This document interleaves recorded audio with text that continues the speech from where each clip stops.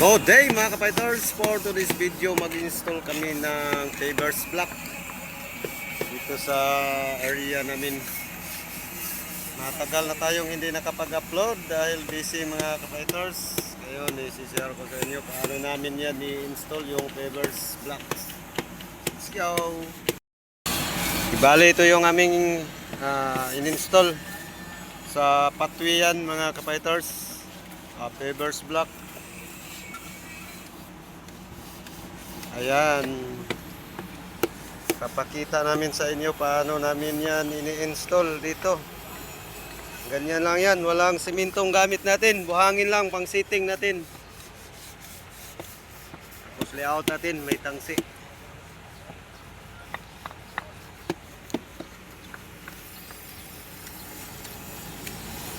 Ganyan ang pag-install mga kapiters.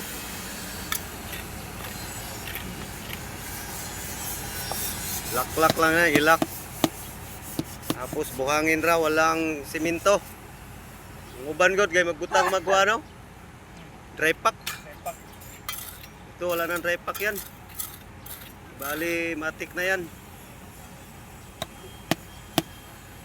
Kini gituyo man nga way dry pack kay magkabaklas-baklas. Dali ra.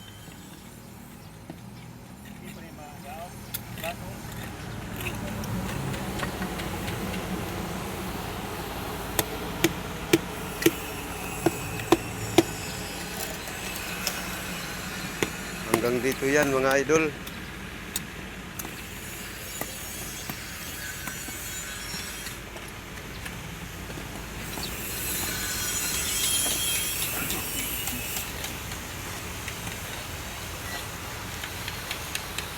Yan yung among engineer namin. Boss, Russell. Dodong Ber. Kumusta amigo? Kumusta na? Yan lang kasimple mag-install of Fevers block.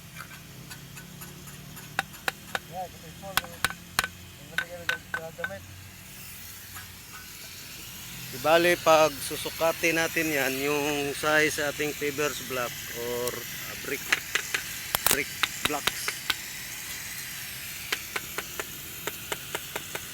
20 cm by 10 cm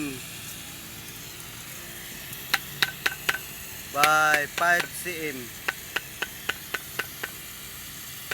10 by 20 by 10 by 5 cm. Laki yan ito. Tapos na namin rin pag-install ito mga kapiters. Yan, ito na yung resulta. Dalawang klase yung nilagay namin dito na Fevers block. Ito yung hexagon. Yan, hexagon blocks. Tapos dito sa kabila is brown color niya.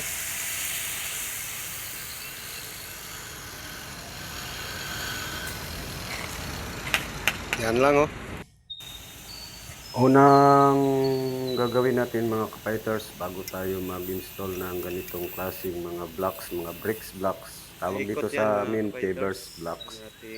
Tatag na tayo ng buhangin para ito yung magiging pinaka-sitting sa ating mga blocks tulad niyan. Ito pala yung ginagamit namin, rectangle blocks, color brown. Yan. Simpleng-simple lang ang pag-install ito mga kapiters ng mga bricks blocks or Fevers.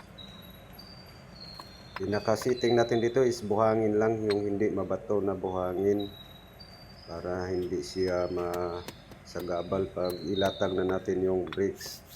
Bali yung design yan is lock lang yan. Bali sa gitna lagyan mo ng kalahati bricks, tapos harang na naman. Yun lang kasimple mga kapiters. Yung natapos na namin Ayan. Yan sa pathway yan. Okay.